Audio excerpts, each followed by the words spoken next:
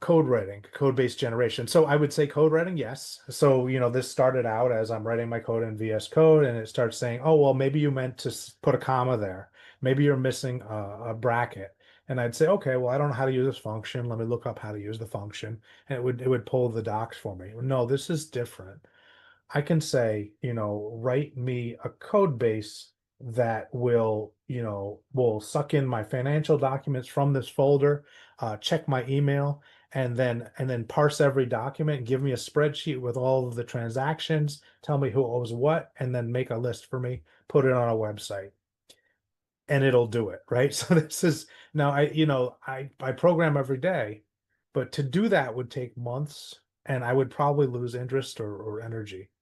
But now I can do it, in weeks. And I'm not going to say that this is easy, um, but it's a paradigm shift where my capabilities are vastly expanded, because I'm learning how to use AI productively.